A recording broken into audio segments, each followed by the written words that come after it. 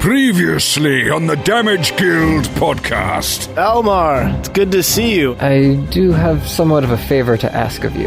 Anything, just name it. I have a ship scheduled to leave in the morning. I've been hearing reports that shipments are being stolen, and I would be pleased to hire you on as a guard. Are you guys scared about going on the ship? You just have to get your sea legs, that's all. I'm gonna lose my legs before we even go to sea. Wait, what? What are you talking about? The guy who lives above you, Captain Clapton. Go back to sleep. We'll talk to him in the morning. He wears a thin linen bandage covering both of his eyes. Did he lose both of his eyes, too?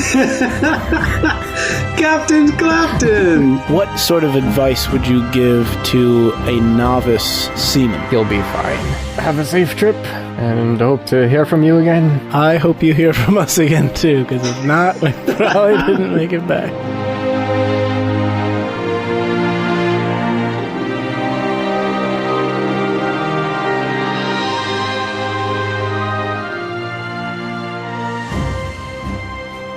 What's next? Well, we have a full day today. First breakfast, then calisthenics at 9:30. Then second breakfast. Second breakfast. 11. Yoga to get our chi in order. And then we need to go and do some more shopping, I think. Okay. Because Tokas wants a shield, and I want a sword. I have a shield. You have one. You do have a shield? But we do need to get you that sword. We should have just asked Captain if we could borrow that sweet saber he had. Saber, yeah, man. I thought about it. That would have been cool. Actually, Yeah, it seems like it has too much sentimental value, too. Yeah. I sneak up the stairs and make a stealth check.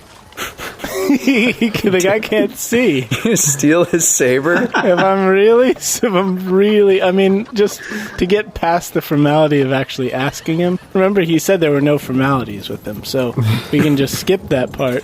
This is a bad idea, Shabba. We also didn't check to see if it was like a mythical magical saber. I mean, this saber like killed sea dragons. That's true. Are you doing this without our knowledge? No, I'm not going to do it. I would also point out that every single step, this floor creaked under your weight. And he has like super hearing from being blind. Yeah, there's no way I'm sneaking back up there. No way I'm even getting back up there, probably.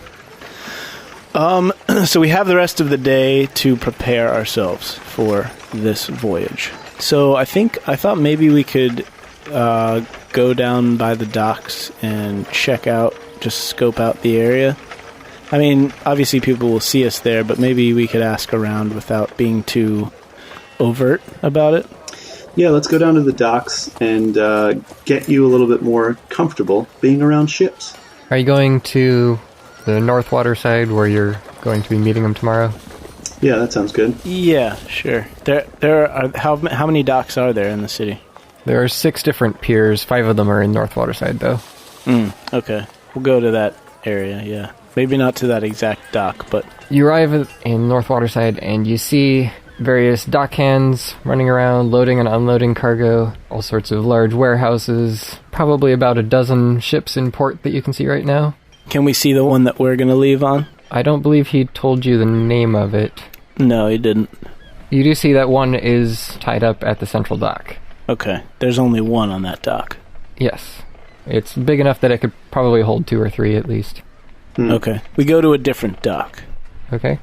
And I grab the nearest dockhand by the collar and pull him close. He screams. I bring his face right up to mine and I say, "Don't be afraid. Everything's going to be fine. All I want to do is ask you a question, okay? Now let's put our screaming voices away. Let's be civilized adults. I don't know nothing, sir.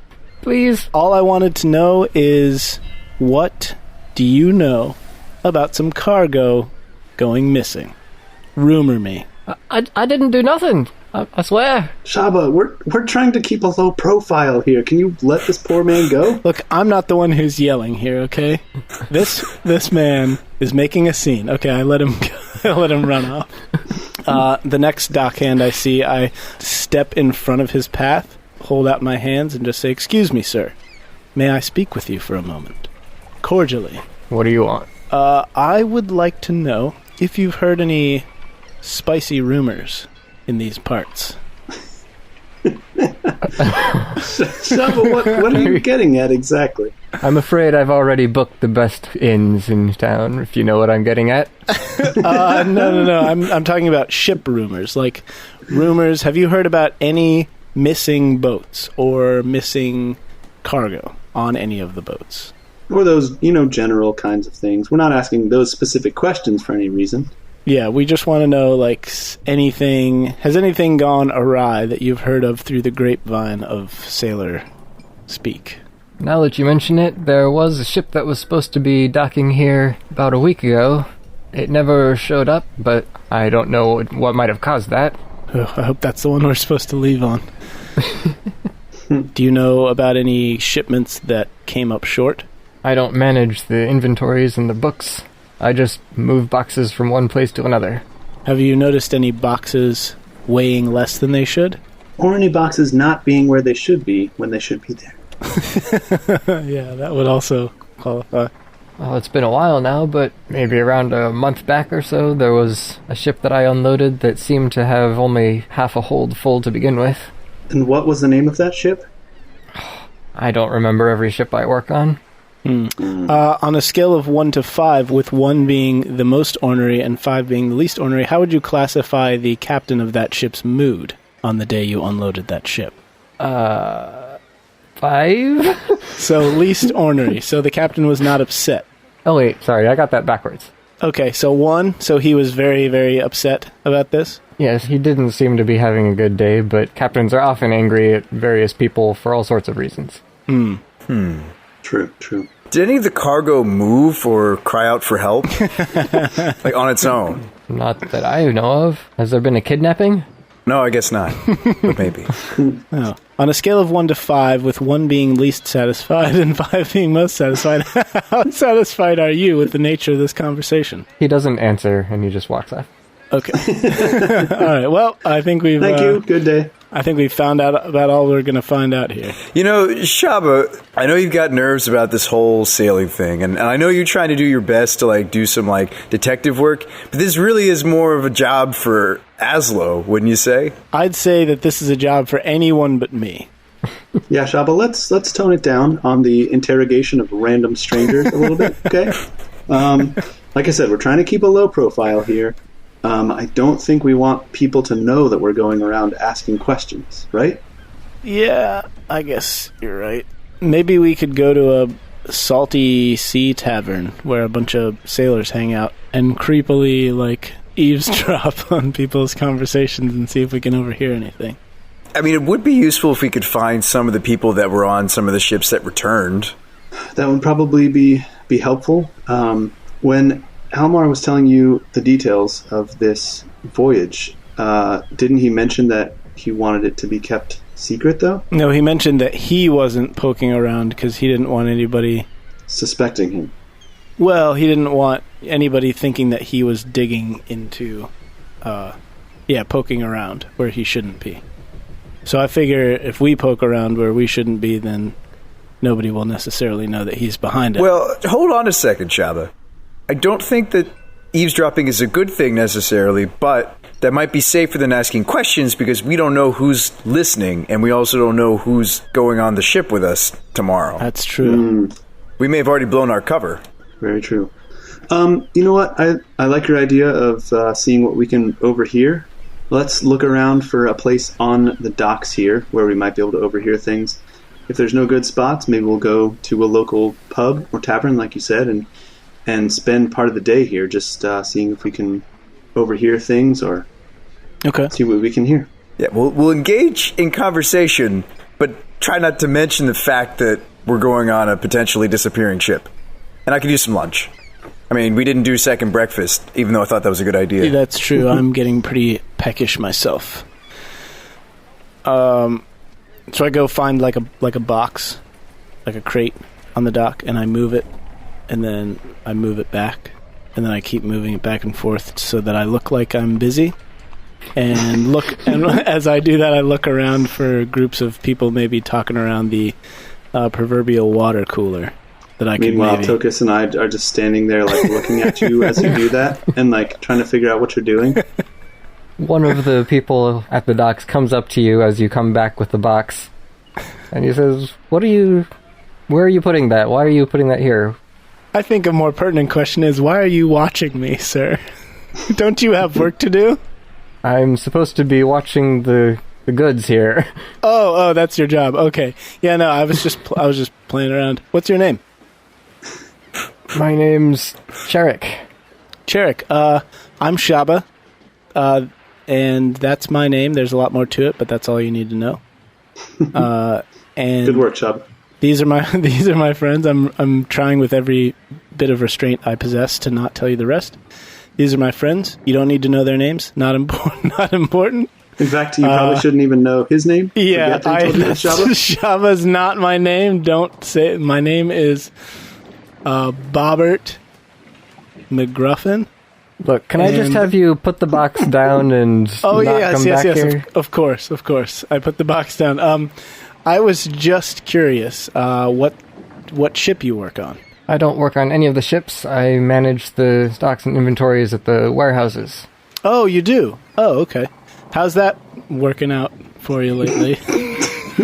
I mean, how have the inventories and stuff been? Everything going according to plan? I mean... He just gives you a scrunched up look on his face, trying to figure out what you're getting at. Like... That will be enough. Thank you so much for your help, sir. We appreciate you're doing a fantastic job, by the way. This crate, no one else would have noticed that it had been moved, but you came right up, you just recognized it right away. You deserve a gold star. It's a great crate. I mean, just look at it. Yeah, we're actually from the Internal Bureau of Sailing Inventory Investigation, and we were just testing to make sure you were paying attention. You've passed the test with flying colors. Have a nice day. Keep doing what you're doing. Great job. Great job out there. Well done. And we walk away. And then as we leave, I'm like, but Azlo, he knew what all the inventories were. We could have asked him. This is what I was trying to tell you. I think that if we go around telling people our names and then asking about these suspicious inventory things, I feel like we're just going to draw all kinds of attention to ourselves. Don't want, whoever's been doing this, it could be anyone around here. What if we're just painting a target on our backs? Okay, so admittedly the name thing was a mistake. Shouldn't have dispensed with the name. Agree with you there. But that guy could be our lead. Maybe when we get back, we can ask him if the ship that we're hopefully on and is hopefully still sailing has the right inventory, since he's the manager of all that stuff. Azlo, you bring up a good point. If we reveal our names, it's not the only thing that we might be revealing. Also, just our identities in general. What if we, and I take off my wig, went undercover? You're bald? Oh, wait. And you're like, you guys, you can't even recognize me now. That's without my true. hair. You're a different person. Like a totally different person. True. Take your wig and put it on. Oh, Shabba, where did you go? Stunning. Oh, there you are. Oh, there it is. I didn't recognize you for a second. I have a bald head, so... It doesn't go at all with your stony skin. No, not at all. What if you gave Stripey to Azlo? And I put Stripey on my head. As like a coonskin cap, but like a badger skin cap. Yeah. I pull out a straight razor and get some shaving cream, and I'm like, all right, Stripey, it's time. Hold on. I think we're overthinking this. I just don't want to sabotage this whole trip before we even go on it. You're right, Azlo. You're right. I think I'm just nervous and scared, and my nerves are getting the best of me.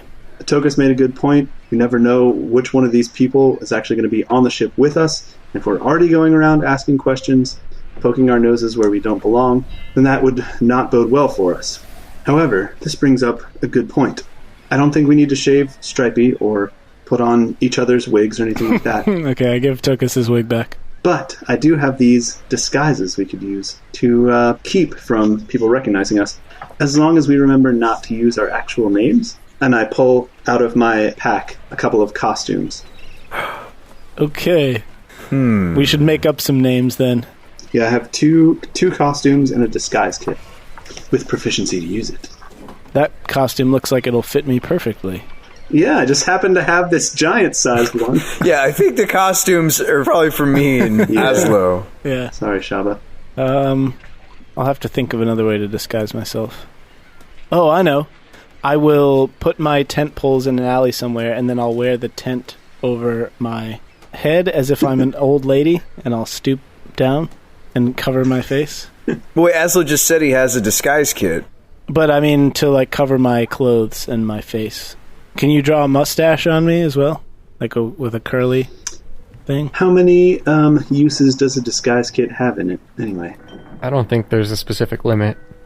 I'll look it up. Well, as long as we don't dispose of the cost, like the fake mustache and stuff, right? Yeah. I mean, you already look like a completely new, giant with that wig on, Shabba. You're looking pretty good. I mean, I guess so. It's not really like a change of costume. Well, a disguise kit says, it doesn't say it runs out. It says, this pouch of cosmetics, hair dye, and small props lets you create disguises that change your physical appearance. Proficiency with this kit lets you add your proficiency bonus to any ability checks you make to create a visual disguise. So Azlo's a makeup artist. So like I said, I would like a mustache and a comb-over, please. I don't think I can just create hair for you. I mean, just mark it on. You know what? I'm going to make the executive call here. Shabba, didn't you say we had some shopping to do? Yes.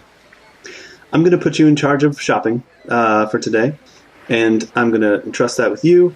I'll give you the gold that you need. Why don't you go take care of that? I think you're the best man for the job. Tokas and I will do the investigating. Okay, that sounds like a good plan. I trust you, Shabba. I know that you're going to do an awesome job at this. Okay, we'll see. The problem with that is I only got 9 gold pieces out of my cut, mine and Stripey's cut. And while Stripey has agreed to give me a loan for his portion so that I can buy the sword that I need, 9 gold pieces is still not 10. It's less than 10, actually. And that's how much I need to buy a sword.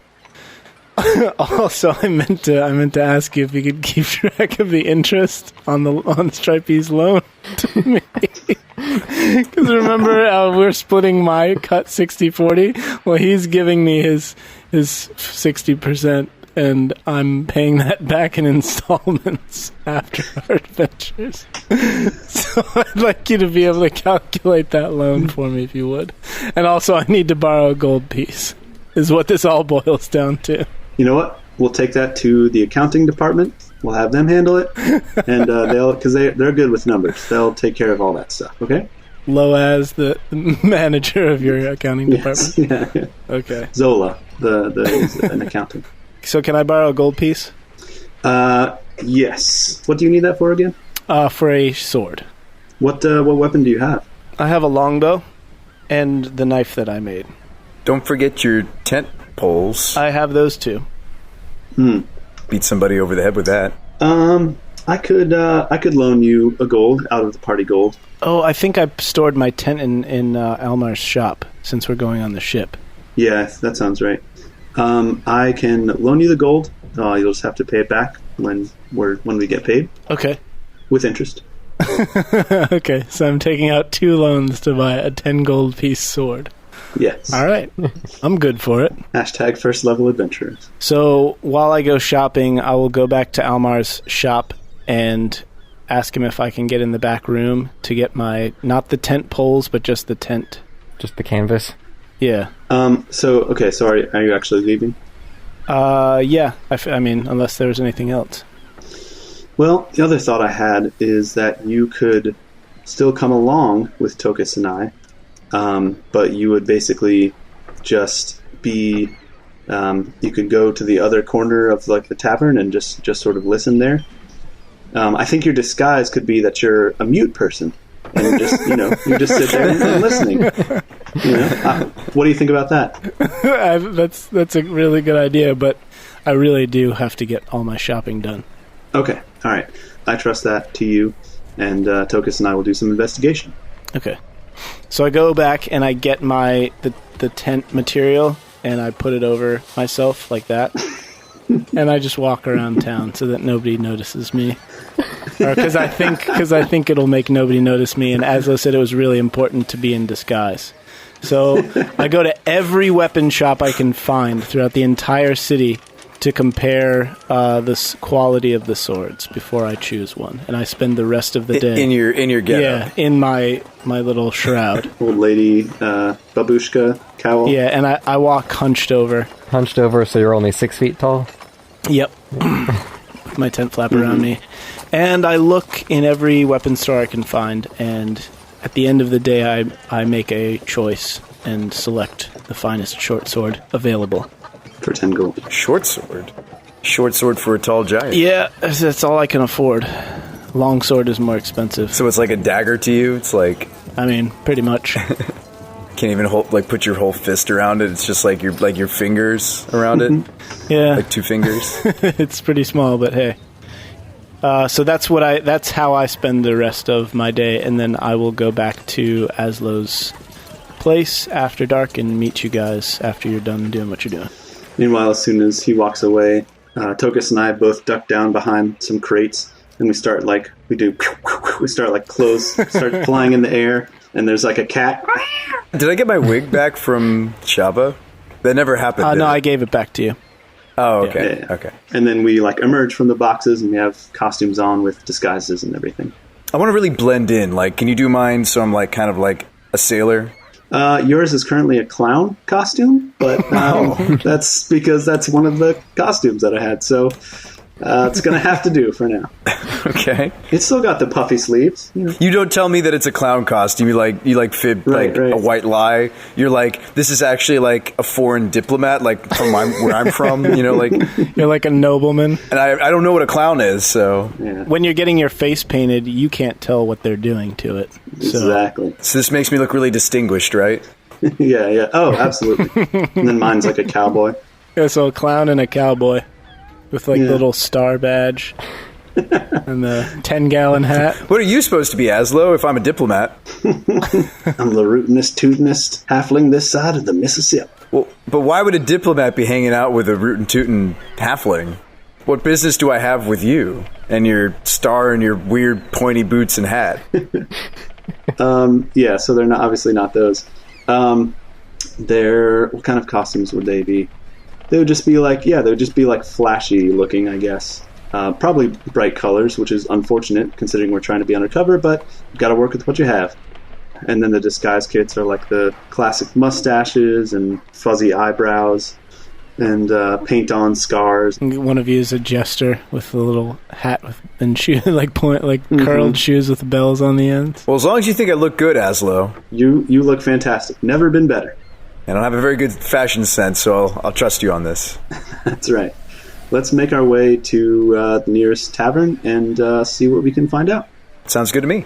You draw some looks as you walk down the street. I do the finger guns thing. I'm like, hey there, cowpoke. There's Bee Gees music playing in the background as we're walking down the pier. They must really like how we look. They're all looking at us, Azlo. Yeah, can't help it. I do a good job. We must look fantastic. So you arrive at the Briny Devil. The Briny Devil. Aye. It's crowded with sailors and dock workers and all sorts of people who work in these parts. Despite the fact that it's still fairly early on, most of them aren't getting drunk or anything at this point, but they're probably having their lunch, getting ready for the rest of the day of work. Since we're just doing information gathering, mostly by listening, it's probably best for us to split up, go to different sides of the tavern, and basically just see what we can hear. That being said, we should probably be patrons of this establishment, good patrons, and actually order something. So I will give you a copper piece to get yourself a drink, and I'll do the same. 1 copper. Yeah, I go up to the bartender. What can I get for this? And he just looks at it, reaches under the counter, and pours you this slushy, brown sludge. Disgusting looking fluid, and hands it over. Enjoy. Thanks. Good enough. So you each order some of the cheapest grog that you've ever seen, which is not unusual for you two, I suppose. Alright, so you're basically just going to do a day of listening and trying to see what you uncover. Yeah. Alright, Tokas, let's split up. You take that side, I'll take this side. Sounds good. I'm going to go talk to that group of fellows in the corner that seem sketchy. Okay, mostly listening, though. But mostly listening. Do you want to just each roll an investigation check? And we'll see what you can figure out. Yeah, that's fine. I am quite good at investigation, actually. Mine would be an 11. 13. Tokas, as you're listening, you overhear a conversation that grabs your attention because you hear one of them talking about the crew is heading out tomorrow morning. Tomorrow morning? I say under my breath. You're only catching snippets here and there, but there are 3 people talking at this table. One of them looks like he's probably the captain. He just has that air of being in charge around him. He's broad shoulders with bushy black beard and impressive muscles, and he's constantly kind of glaring at everyone around the room. I sip my grog, try not to give away my presence. One of the others, another strong man with especially thick biceps and shaved head, you notice he's speaking with an accent. Do you want to make a history check to see if you recognize it, or...? Of course I do. How's that even a question? All right. And... Oh. I must have failed history class. I got a 5. All right, so you don't know where the accent comes from. Nope, no idea. But he's addressing the apparent captain, and he's saying, I hear that we're supposed to be taking on a few new crew members tomorrow. Is that true? And the captain says, yes, we've got a few more that have been special requested by the director in charge here. I'll probably just have them working down in the galley or something. How much of this grog can I drink before I, start to get tipsy? Because I don't want to make a mistake. I've never roleplayed as such a small being. Can I finish this grog and I'm, not buzzed? Well, you're not a dwarf. I could have you make a constitution check. Maybe once I finish the grog, right? If you're just sipping it slowly throughout the day, I don't think there's an issue. Okay. So you hear that they're bringing on a few new crew members, and Captain seems unsure about why it's all happening, but, he's going with the orders of the person who's hired him. You also pick up that there are a few different destinations. You don't know how many, but there are multiple stops on this trip. And the third person seems a little bit worried. He kind of lowers his voice at a moment, and when you hear him mention rumors, he's speaking very quietly then just to the other 2 as soon as he says that. I inconspicuously lean in to make sure that I can hear this part. But again, I'm still sipping the grog, so it's maybe it looks like I'm just kind of a little wobbly. Give me a perception check to see if you can pick up the details here. Yes. This will go poorly. That would be a natty 20. Oh. Okay, so you listen extra close as he drops his voice to a whisper, and he is talking about the rumors of cargo going missing and ships possibly being attacked on this route. He says, what's all that about? I don't feel comfortable going on this trip with complete strangers when on such a dangerous route. The captain's like, well, people come and go all the time on these cruises. He gestures to the person next to him. Alshaz here has only been with us for, 3-4 months now? Everyone's strangers at some point, so I'll be sure to keep a close watch on him. You do too. He grumbles and they kind of settle down. Dude, how awesome would it be if this whole thing turns into a murder mystery on the ship? That'd be so great. Or one of you has been murdered and the other 2 have to figure out who did it. Wait, I take it all back. Okay. What else, Tokas? Do you do anything? Do you just listen? Well, this conversation was going on pretty long, and I've finished my grog at this point. So I'm not sure if I can keep without buying another pint. I'm not sure if I can keep up my appearances here. They pick up before too much longer and head out. Oh. Yeah. I'm gonna finish my drink, and then I'm gonna head for the entrance and see if Azlo's had any luck. Azlo, you didn't really hear anything that specific. You did hear another group of people was talking about how there have been several shipments coming in that weren't filling the warehouses that they were scheduled for. This is just a sort of regular group of people, just peasants? Probably dock workers. Okay. I think I'd like to sidle up to them with grog in hand and how to strike up a conversation with random sailors. Punch him in the face. I think I'm going to pretend to be a little bit more drunk than I am and kind of wobble over to them and say, "Hey there, gentlemen." Spill your beer on him. That always goes over well. Yeah, except to actually spill it on myself a little bit. I'm like, "Oh, I'm sorry about that. Let me get that for you." Get that for yourself? Yeah. I say, "Hey there, gentlemen. You boys having a good night here?" It's not night yet. Afternoon, whatever it is. I've been here all day, it seems. I suppose so. You look awfully drunk for mid-afternoon. Well, you know what they say. Small belly. Small, Apparently you don't know what they say. Say, you were just talking about some cargo not coming in all the way, the warehouses not being full? Yeah, it just seems like a lot of people these days are renting spaces in warehouses that they're not actually filling up. Seems like a waste of space to me. Yeah, it sure does. That doesn't seem like a good way to spend your hard-earned coin. What's the matter? Are ships not coming in with all their cargo? I've heard a few people say that. Ships find that their cargo has just gone missing in the middle of the sea. You don't say. A few people have reported pirates and such, and they've had to, throw some cargo overboard to speed up the ships or perhaps trade away for their lives. Others have just had their holds emptied out or reduced in some fashion. It's strange things.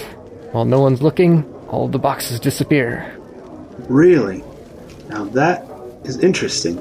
That sounds like quite the magic trick. I wonder how someone would even manage something like that. You say magic. That sounds likely. Oh really, you think so? Tell me more. How else would you get all that off of a ship without anyone noticing? Yeah, right. There could be something to that theory. I like that. Anyway, what's it mean to you? You have some interest in renting a storage unit, perhaps? Ooh, me? No, I'm just passing through. I'm not from around here. Well, I can tell that from your accent.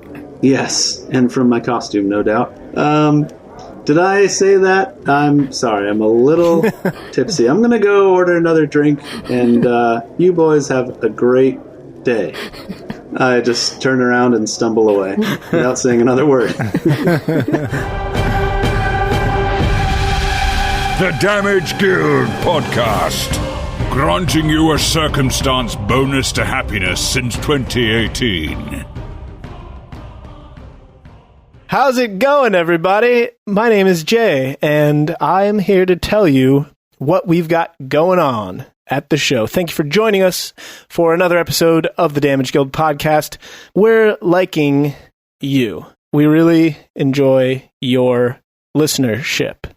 It's fantastic that you're with us, that you're liking us too. So if that's true, then say hi to us.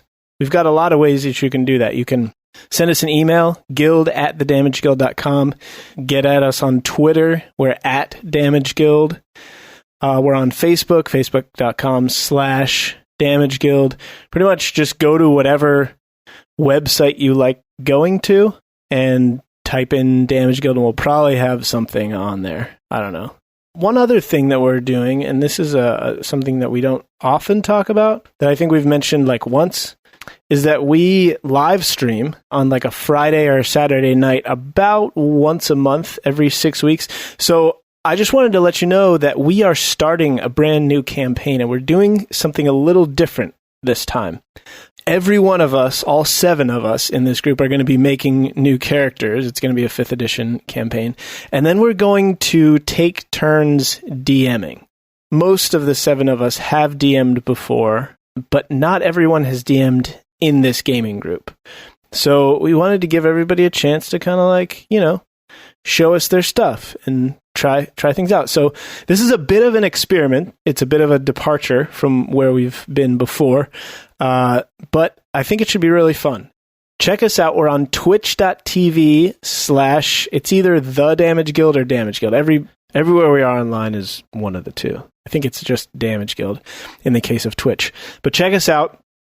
Subscribe to us on Twitch. Also subscribe to us, if you haven't already, subscribe to us on your podcast distributor, because that's actually a really important metric, and that really helps us out a lot, as well as all the reviews and ratings and stuff you guys have been leaving. Those are awesome, fantastic. Keep doing that.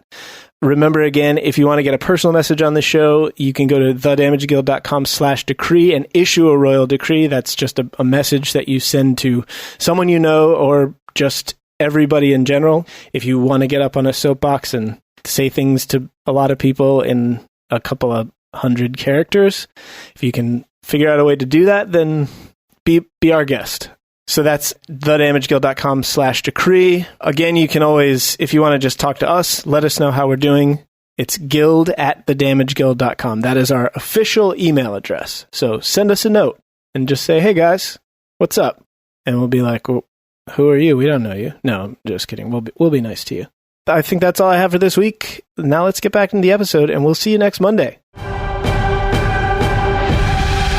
You are listening to the Damage Guild podcast.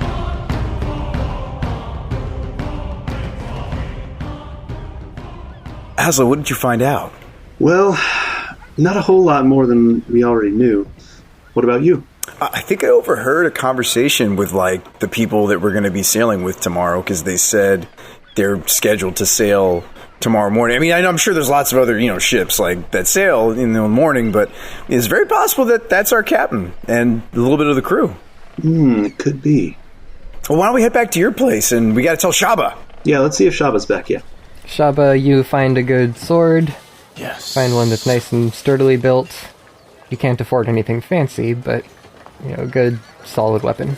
I basically compare everything that costs 10 gold pieces and just buy which one I like best. I'm sure by the time you guys get back, I'm sitting leaning up against the side of Azlo's building next to his front door. I'm probably working on a piece of leather because I couldn't afford a sheath, so I'm just making a loop and kind of attaching it to my belt in the width of the sword blade so that I can have it hanging there and not cut my belt off. And Stripey is gnawing on something in an alley, probably. Something or someone. You just see like a foot sticking out. Stripey's like, but I'm not really paying attention to it because I'm working on my belt thing. Probably a rat that he cut. Yeah. All right, let's head inside and we can talk about what we figured out. You're never going to believe this, Shabba. I also still have the shroud on, and I stand up and follow you inside, hunched over. What are you doing, Shabba? Remember you said to disguise ourselves, so I was just walking around all day like that, disguised, in my disguise. Oh, okay, all right, good. That's great. I'm proud of you. You're doing a great job. Let's go inside.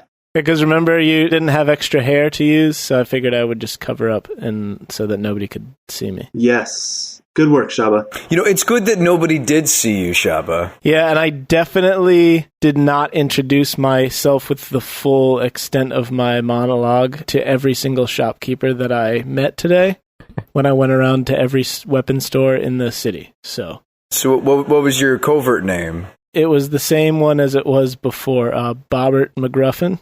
Bobbert McGruffin. That's a good choice. Did you have to explain the shroud to anybody, or did they just, like, not bother? No, they all said it looked nice on me. They were probably just trying to get my business, because that was after I told them that I was going to go to all the other weapon shops and compare prices and quality of workmanship. Did any of them match the lowest price? Like if you had a coupon from one weapon shop, would they be like, we'll match that sword price? I wish that would have been sweet, but unfortunately, no. It cost 10 gold pieces. So, Azlo, I still owe you your gold piece. I'll get that back to you next time you pay me.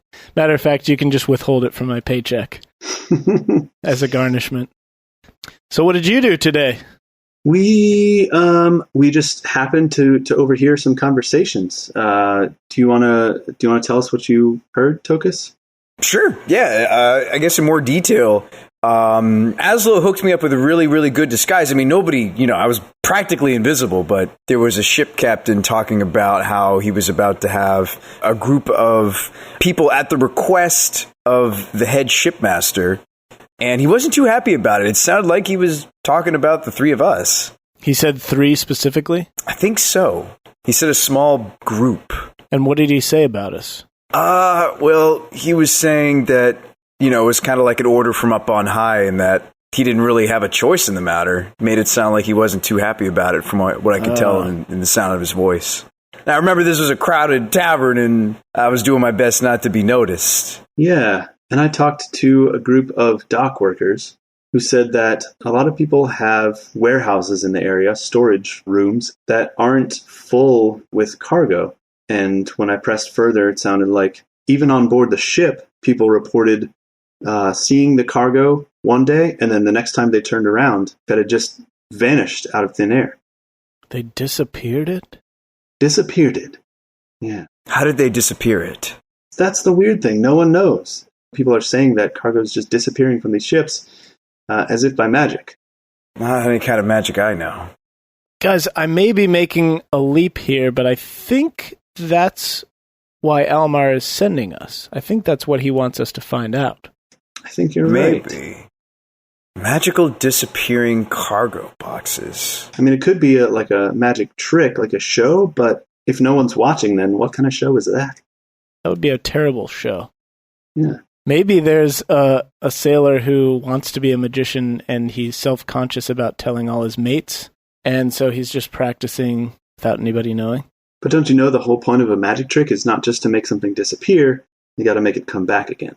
Maybe he's making it come back in the water, and then it's sinking. Yeah. What time of day is it at this point? It's evening. You are staying late to listen. Is there anyone in town, like any, I'm trying to think of the different quarters of the city. Is there any part that would have like an establishment or group of like mages or wizards we could like ask about that type of illusionary magic or teleportation or disappearing? Anybody that would want to talk to us, I guess. I don't think we're high enough level to know anybody like that. Yeah. Yeah, this isn't really a magic-focused town. It's mostly just tradesmen. And speaking of that, though, didn't you want to do something with alchemist stuff? You mean the fate of the world? Fate of the world. I forgot about the fate of the world. Oh, right. What were we going to do with that again? So, yeah, Tokas, I feel like we are leaving things unresolved in terms of the spell plague. What do you mean? I mean that we haven't necessarily stopped its spread. We haven't discovered what was causing it in the first place, or how, or why, or who.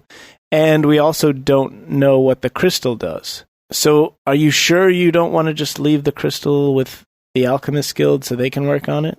Shabba, that'd be so silly. The fate of the world should be in the backpack of someone who's about to go on a ship that could potentially disappear.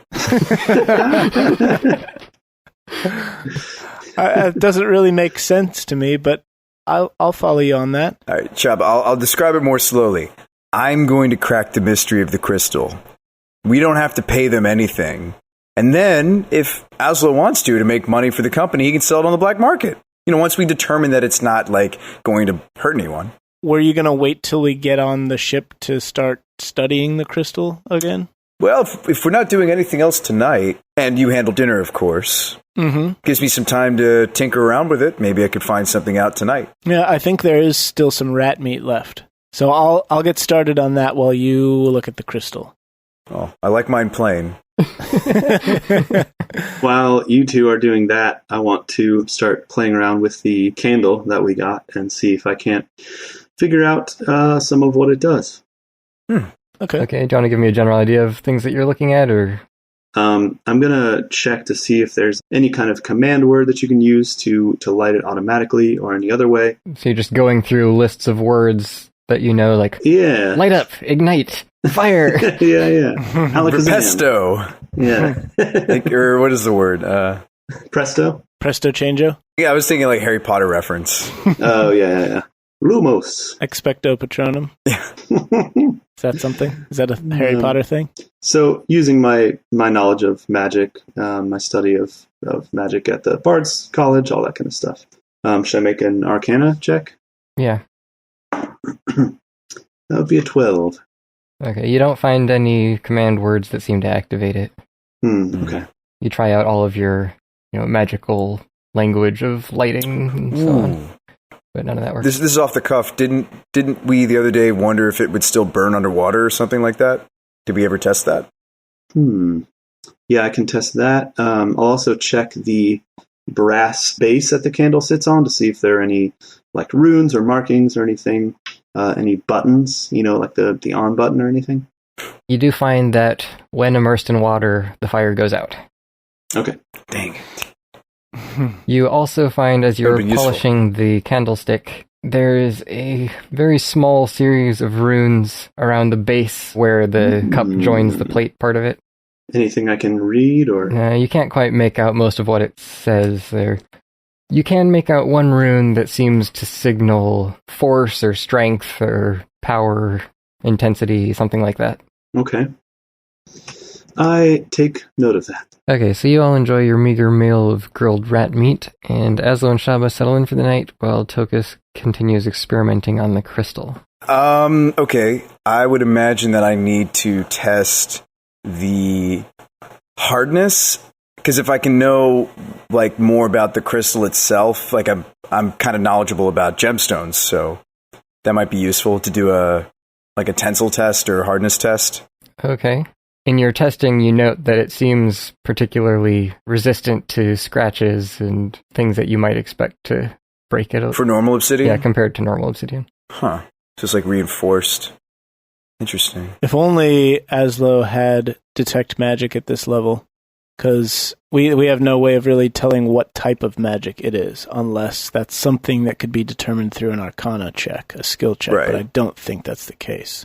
So we're really limited in that sense.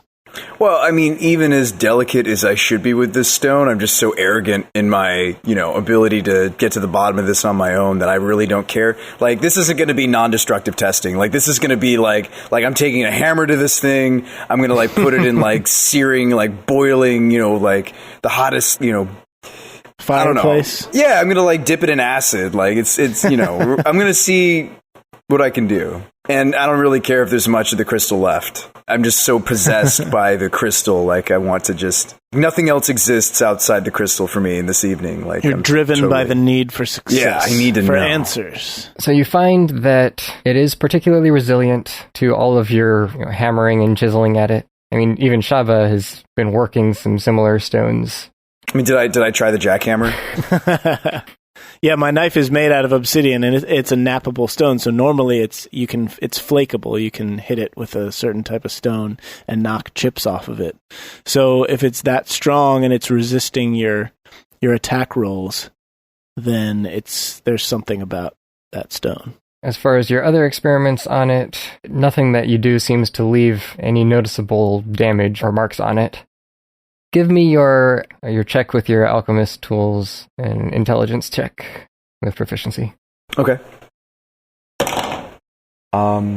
12. Yeah, you don't really get any results with any of your reagents. As far as you can tell, it's just acting like a normal rock. Do I still have a bit of the sampling of the cursed blood? I think you still have both samples. Did I save some of that? Okay.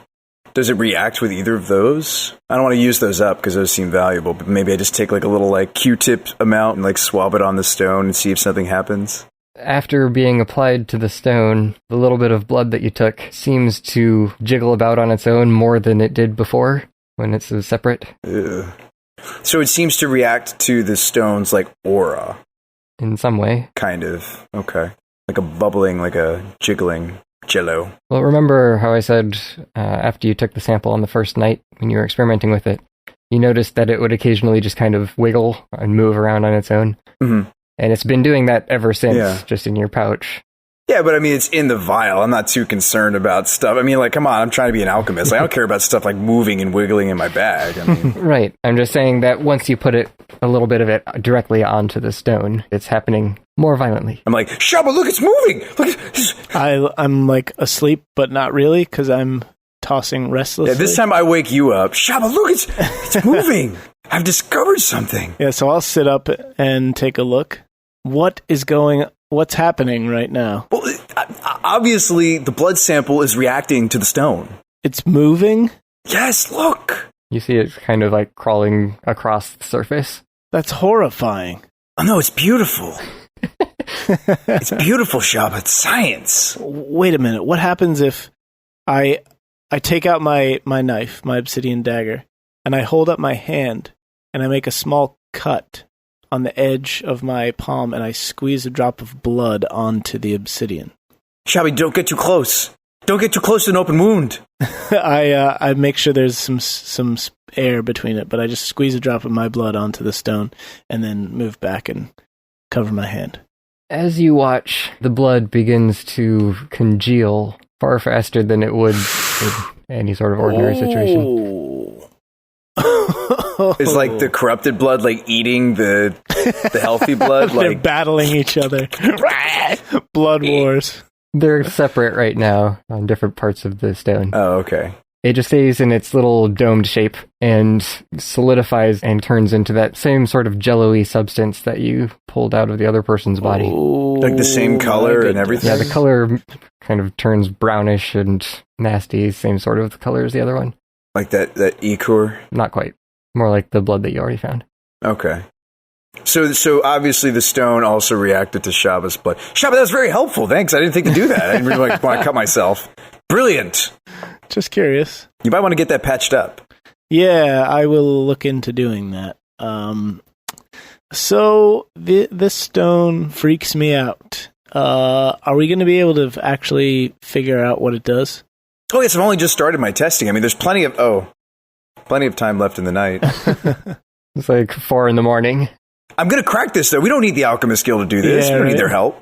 The sun is rising, by the way, Tokas. I think you've been a little engrossed. I didn't realize. Do you have a fireplace, by the way, in your apartment, Azlo? Yes, I'll say. The one above you had a fireplace, so yeah. Yeah. It's just like a bed of rocks that you would burn things on with a little hole in the wall for the smoke to go out. Okay. For the rest of the night, you may want to do your fire testing because I don't know how much access to fire we're going to have on the ship. Although the guy did say he was going to have us working in the galley, so ostensibly they have some kind of stove in there. Okay. I mean, I did already try to melt the stone down. Did I applied fire to it, right, Thane? Yeah, but it didn't do anything. Okay. It seems like, since you haven't had any further reactions with your own materials, you're not sure if what you have is going to be sufficient to run many more tests on it. Yeah, without a number of other alchemical substances, it's going to be difficult to test it. Like, for example, the acid test and things like that we won't necessarily have access to aboard the ship. Yeah, I mean, I'm thinking what other tests I could do that I know how to do. I almost feel like I might not need the help of the Alchemist Guild per se, but I might need the help of my old employer. I mean, not that I'm not giving up Shabba. That's not what I'm saying. Like, I'll figure this out. I'm just saying I might need a little bit of help. That's all. We don't have to turn it into the Alchemist Guild yet. Well, just one night of testing. It was just one night. Ezric did say that he was too busy to take on this task himself, which is why he sent us back to the Alchemist Guild. Well, I don't really want Ezric, though, to find out that I didn't turn it into the Alchemist Guild. You know, that'd be like their equivalent of treason. I could see that. Like, there goes my membership. I mean, come on. Like, Shabba, we don't want to do that. Yeah, no pool time, no hot tubs anymore. Yeah. No magical, weird sauna parties. Do you think maybe for that reason we should bring it to the Alchemists Guild? It's not that I don't have faith in you, Tokas. I just feel that what you would normally be able to accomplish on land will be much more difficult on a ship where we can't go and find the type of alchemical supplies you might need.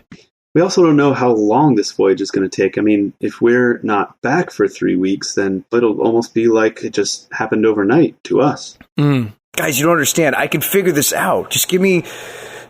when is the ship departing? It's Tomorrow departing this morning. The sun is already this morning, up. Yeah, that's right. Well, how much time do we have? We have like a couple of hours at most. Okay, well, I want those 2 hours, and if I can't figure it out, then I'll consider turning the crystal into the Alchemist Guild. But then it'll be too late. We have to get to the ship early. You have to load in your luggage. I'll meet you guys there. Don't even worry about it.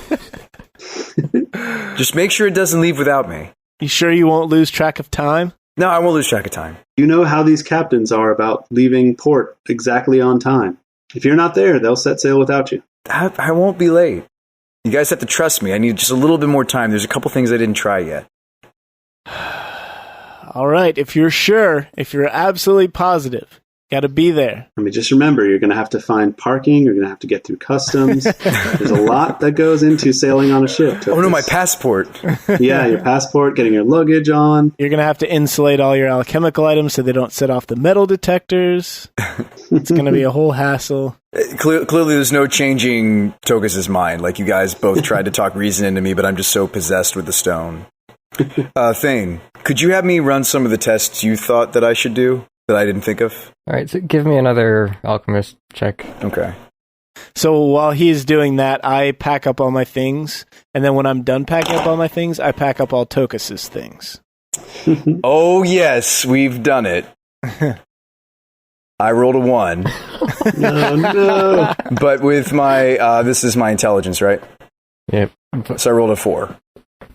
4, but a natural 1. But a natural 1. As you're wildly throwing everything that you can think of from your kit together to create these crazy concoctions to test it against, you devise some sort of weird potion and dunk the crystal inside, and then as you're sitting there swirling it around in the beaker, the whole thing shatters and explodes in your face, covering you with this liquid, as well as the crystal flying violently into you. Oh, no. Embedding itself in your chest. Oh, goodness. Oh, man. I grab a towel from the kitchen and come over and start swatting him with it, as if he's on fire, to get all the gunk off of his face. Guys, it's okay. This is science. Maybe something will happen. I ignore him. I pin him to the floor and start scrubbing his face off, all the junk that just got all over him. So the crystal didn't explode. The mixture exploded. The mixture exploded with the crystal in it with quite a bit of force. And you're bleeding from where it embedded itself in your chest. Ouch. Uh-oh. Guys, I don't feel so good. Once I'm done wiping off his face, I rip the crystal out and shove the towel into the wound and press down really hard to stop the bleeding. Okay, you see the blood that's already on the crystal starting to coagulate around it and move its way into one solid mass at the end. Ugh. I toss it aside, unable to hold on to it any longer. I feel weird, guys. Am I there when this happens? Yeah, you're like cooking breakfast or whatever. Okay. I guess packing up your stuff. I keep Tokas pinned to the ground and hold the towel down and put pressure on it until the bleeding stops. I come into the room. Tokas, what happened? Nothing, just an experiment. He blowed himself up. Oh, what's happened? This stuff is all over the walls. It's on the floors. I'm sorry, I'll clean it up later. Yeah, in 3 weeks you'll hardly know it was there. After all the roaches eat it off your walls while we're gone. And then they turn into zombie roaches? Yeah, that would be bad, actually. So the bleeding eventually stops under pressure, but you look down and you see that the area around where you were bleeding has turned this weird purplish color beyond just a normal bruise. Oh, for crying out loud. What have you done to yourself, Tokas? I don't know. I knew we should have gone to the Alchemist Guild with this. This is bad. This is real bad. Tokas, don't you go dying on me. I'll be okay, guys. We only have an hour and a half left. We have to be on a ship with all our stuff. And look at you. Okay. We should go to Isric's house. Agreed. Can you take me to Isric's house? I don't know if I can walk. Yes. Can I walk? Yeah, you can walk alright. Alright. Azlo, grab his bag. Let's wrap... Okay, I wrapped the bloody towel around the crystal, not wanting to touch it. Yes, good idea. And shove it into a pocket somewhere. And then I put my backpack on with Stripey's head poking out of the back of my backpack. And then I put my shroud on, my tent thing. And I'm like, quick, let's sneak across town to Ezric's house. Can you walk okay, Tokas?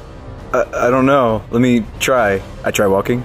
You're a little bit wobbly on your feet, but it's mostly just from the shock of having something blow up in your face like that. Okay. Let's go. Looks like you're fine. Will we even have time to go there and come back before we have to get to the dock? I don't know. Maybe we should bring all our packs with us. Yeah, we'll definitely bring our things. packs. Yeah, we've been packing up all our stuff at this time. Okay.